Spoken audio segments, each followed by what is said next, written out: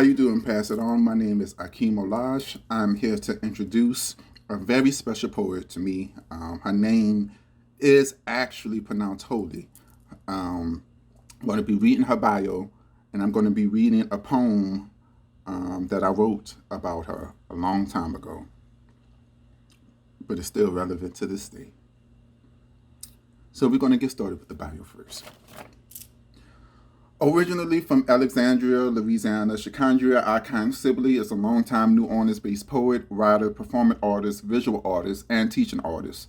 A founder member of the Poetry Slam dynasty, Team Snow Slam New Orleans, Icon is a multiple-time team and individual national and Poetry Slam champion. A lover of the stage, she has also been featured in several plays and made several television appearances, including as a featured poet on the third season of TV1's NAACP award-nominated hit TV show Verses and Flow, and also performed at the main stage of the Essence Music Festival. Icon is signed with Metropolis Management and travels the country performing and speaking at colleges and universities on the NACA circuit. Icon's work has gone viral several times, and she is widely known for her poem To All the Little Black Girls with Big Names, which has transformed into a digital and real-life movement. Her work has also been featured in several documentaries, exhibits, and on many national and international outlets such as Upworthy, Huffington Post, For Harriet, Fusion, Marie Claire, Teen Vogue, BBC World Radio, and BET. A multidisciplinary artist in the truest sense, Icon has featured on several music projects with national recording artists such as Grammy-nominated Tank and the Bangers and also Pell.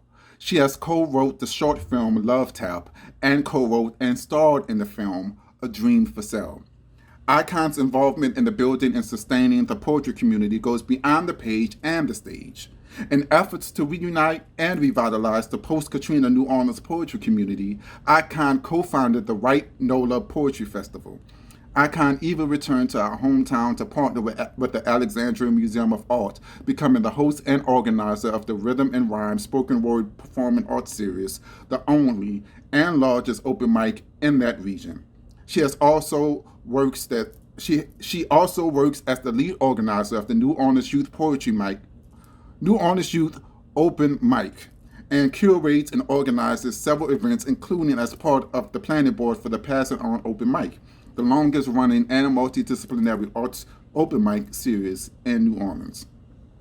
Icon is the author of the chapbook In Which We Live and a published poetry collection, My Name is Pronounced Holy. Now, let me tell you something. If you have not went to icontheartist.com and did your pre-order for My Name is Pronounced Holy, shame on yourself. This is me shaming you. She used her work largely to speak on her lived experiences as a Black woman as it relates to her deep Southern American, Louisiana roots, reclaiming names and identity, spirituality, and healing. Icon has been a pillar in my life. She has been a constant reminder that you too are worthy of all the light that you give. And this is a poem I wrote about a time that she reminded me of that light.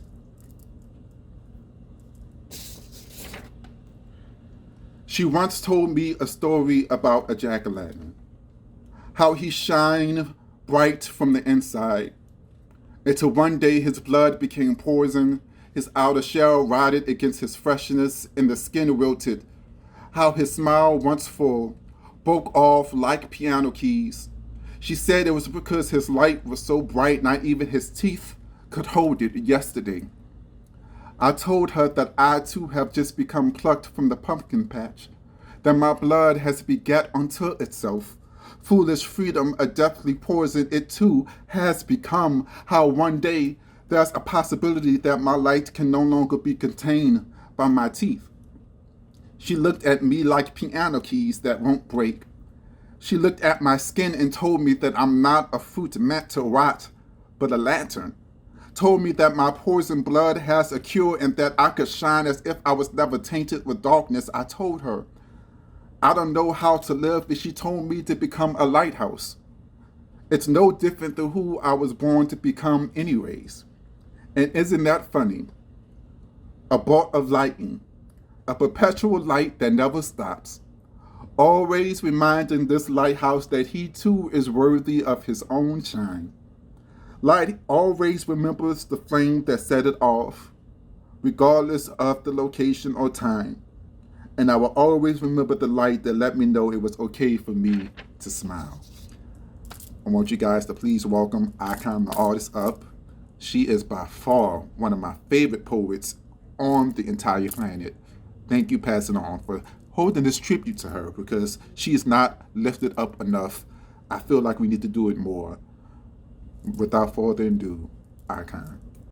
Good evening. My name is Erica Witt, and tonight I am here with Sha'Condria Sibley, aka iCon, to discuss her book, My Name is Pronounced Holy, on behalf of Lift Every Voice. So do you want to start off with telling us a little bit about yourself? So I am Sha'Condria iCon Sibley. I'm originally from Alexandria, Louisiana, but I've been a long-time New Orleans resident and poet and a part of the poetry and arts community here. I started out kind of on the open mic scene a long time ago and then transitioned into what we call slam poetry, which is competitive poetry with a well-known poetry slam team across the country, Slam New Orleans, aka Team Snow.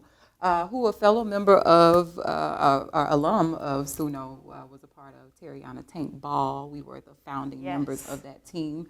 We were multiple-time national slam champions. I went on to do some other things individually, and I've just been working at trying to maintain this culture of poetry and the arts, and hopefully pass down this legacy to the young people.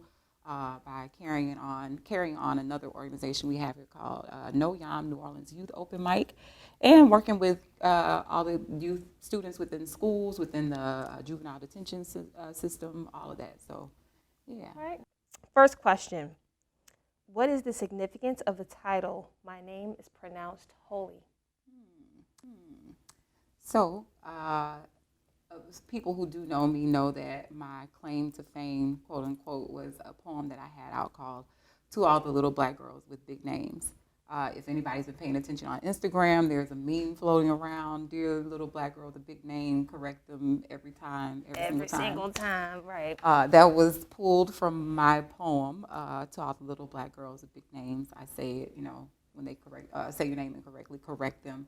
So it was really, I've had this fascination with names, especially little black girl names, and like the culture out of which we've had to create our own names because so much was stripped from us.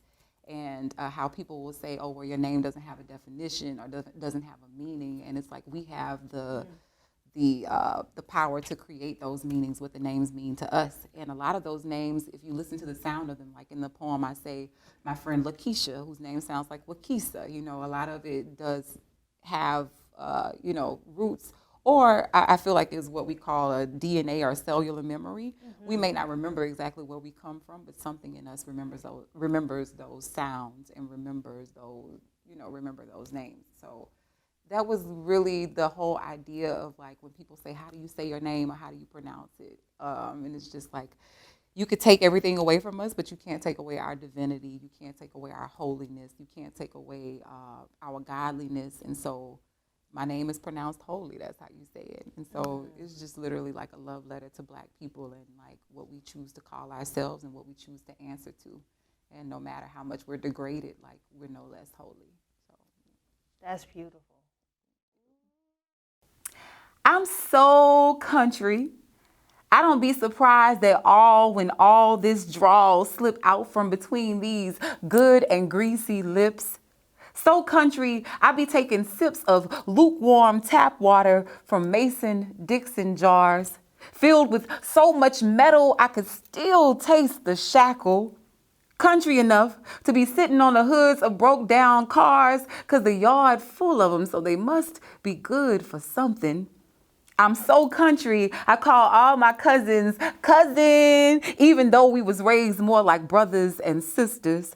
So country, we make sure to be in the house of the Lord every Sunday, even when something is wrong, because whatever it is, Jesus can surely fix it. And we sing the hymns exactly the way the elders taught us, even if the words are wrong, because a tedious journey and a teacher's journey both seem like the same kind of hard. And we eat the peppermint or the butterscotch or the strawberry hard candy from mother such and so's, a sister such and so's purse. And we say, yes, ma'am, and thank you, ma'am, because sweetness should always be on a country girl's tongue. Ooh, I can't wait, because I already pre-ordered my copy. Get that signed copy. Yes. Who would you say is the audience for your book? First and foremost, I write for people who look and sound and come from where I come from, and not even just specifically like Alexandria or not specifically New Orleans, but like Southern Black people. That's my audience first and foremost. An audience in New York might not be able to vibe, or they will vibe with it, because at the end of the day, everybody, you had some grandma, grandpa, somebody came up through here and then might have gone, up north during, migration or whatever, but we all have some kind of roots here in the South. And I also feel like Southern writers don't get enough shine. We don't get enough opportunity. Me and a good fellow writer, Donnie Rose, who now works with the North Star, we've had this conversation many times about how people will kind of downplay Southern writers and say that, even spoken word artists, that we talk funny or we write funny. And we know that, what's her name, Zora Neale Hurston was a prime example of showing the beauty in our language and how we have those draws and speak in, a kind of slow tone, or we chop off letters and we say what needs to be said, nothing extra, nothing more, nothing less. And I love that about Southern people. So my audience is Southern people, especially Southern Black women, especially Southern Black little girls who were like me, who didn't get to see, when you went to the library, names that looked like my name on the shelves. I didn't see Sha'Condrias and Lakeishas and Latoyas and Ericas, and it was all Jane, Sally, Sue, or or whatever other foreign names, but not ours. And so that's my primary audience. And then I feel like everybody can get some of it, because we all, what Tupac says, since we all came from a woman, got a name from a woman, and the game from a woman. And Black women are literally the beginning of all of that. So it's for everybody. But What was your favorite part and your least favorite part of the writing journey? ooh, I'm gonna go with least favorite first. Editing. Ooh. I'm an editor, and I think because I'm also a Virgo, and I'm a perfectionist, I feel like I'm always gonna find something. And I forgot who said it. There's a poet who said something, or a writer who said a poem is never finished. It's simply not abandoned, but left alone finally, because we as poets and as writers will keep picking and picking and picking until we just can't pick no more. And so I will say editing, because that process, I wanted to make sure that I was writing something and curating, not just writing a book with a bunch of poems, but it's specifically curated like for a particular narrative. There's a story in all of it when you read it all together. And it might not tie all together perfectly, but once you get to the end of it, you're like, there's some poems about love, there's some poems about healing, there's some poems about self, whatever, there's some poems about, race and whatever, but all of it at the end of the day comes down to like a reclaiming. So the subtitle of the book is a collection of poems, prayers, rememberings, and reclamations. So it's some of the poems may feel like prayers. Some of the poems is like going back in Sankofa and fetching stuff. And some of it is like reclaiming what is rightfully ours, our power, our name, or whatever. So that was the best thing, or the most interesting, or thing I enjoyed most, was the actual like curating of the poems. Like, ooh, now I get to, out of all the poems I've written, or there were poems that I already written that I put in the book, and then there were ones that I wrote freshly for the book.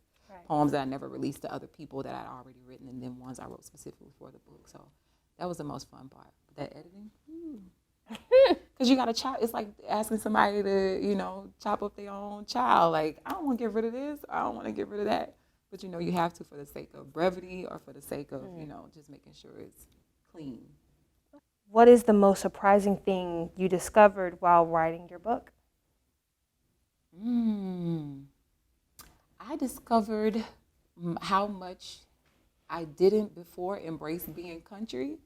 Like I used to think that was an insult when people were like, "Oh, you're from LA. Oh, you're country," And like in going back and reclaiming and remembering those things from childhood and all the people that made and shaped me, I realized how much I love that, and it's an honor now. Like I'm country. You're right. I am very like, and I appreciate that. And so that was the thing I found out that I was surprised most. How proud I was of where I'm from too, because a lot of people will say there's not a lot in Alexandria, but I'm like, there's so much in such a small space. Like it doesn't have to be overt and grandiose to be a lot. The culture, the people, is just innate and it's there. It's in the grandmamas and the whatever. It might not be in a big, festival or in whatever, but it's in the people that are there. So. Okay, that's beautiful. All right, so I know this may be a difficult question because no one wants to pick out their favorite child. However, if you have one, do you have a favorite poem from your book? I'm gonna go with first mine. All of them, but if I had to just pick one automatically, I'm gonna say I was born by. There's a poem called I was born by ... or whatever, and I go all these things. I was born by a river, a bridge, a factory, a machine, or whatever, because Alexandria originally especially was a very factory-based city, but because it pays homage to where I'm from, like I talk about some of the neighborhoods. I talk about my mama giving birth to me at 15 in a hospital, by the river. I was born by a red river. It's really what the first line of the poem is. The song by Sam Cooke, I was born by a river, Change Gonna Come, or whatever.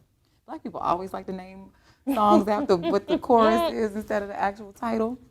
But yeah, I love that poem because it gives a glimpse into a good glimpse into the people and where I'm from. What do you hope your readers take away from the book? I know, girl, I got all the questions. I'm hoping that the reader takes away, even if they're not from, again, where I'm from, like pride in what made them. And especially this book is not only a love letter to Southern Black people, but to Black American people, and not to disregard our brothers and sisters, who are from the continent or of the diaspora.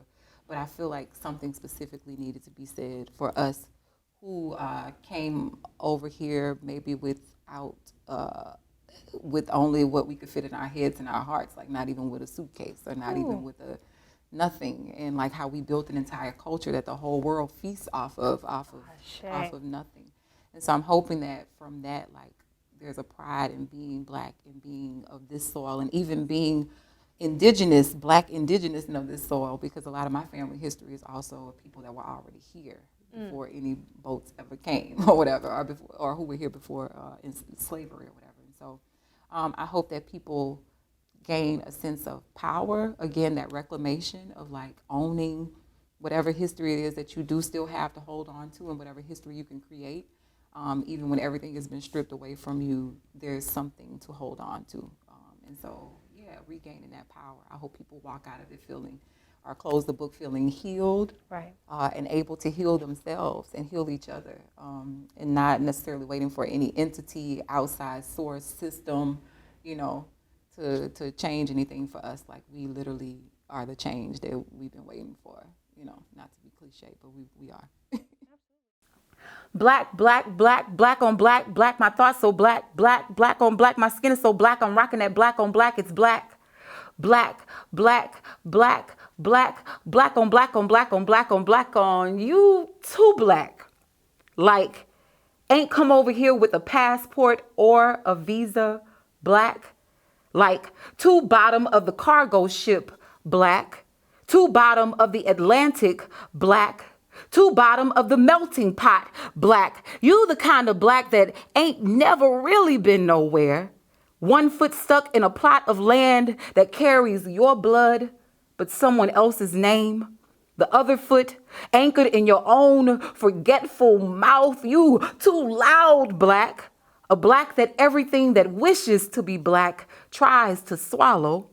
Everybody want to tell your story black, want to sing your song and not call it karaoke black, mimic your cool and disregard all the scorching red summers that made you this black.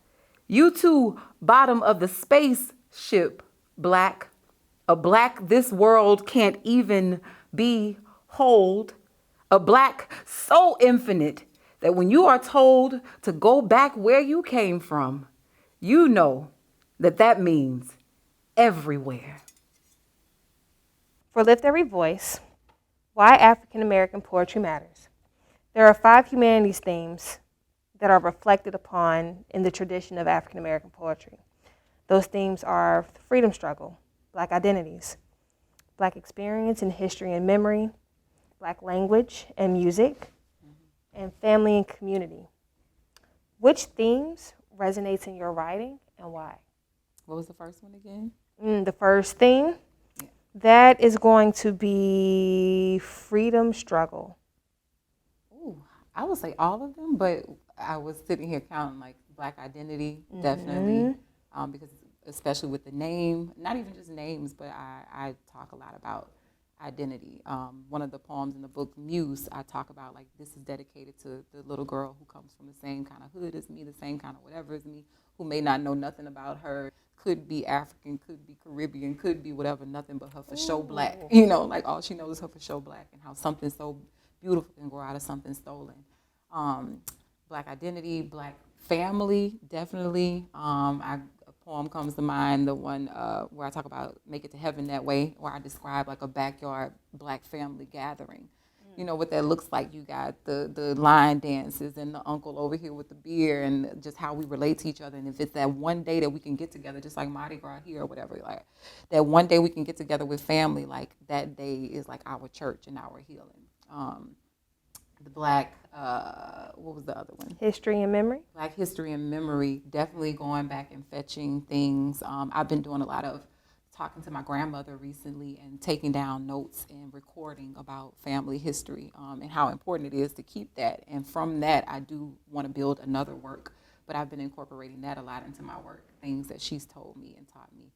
Even remedies, herbal healing, stuff like I didn't even realize I came from, medicine women. We just called it, mama would put some stuff together and whatever and be like, drink this or rub this on you, or put this on your chest and you feel better the next day. So all of those things are very prevalent themes now.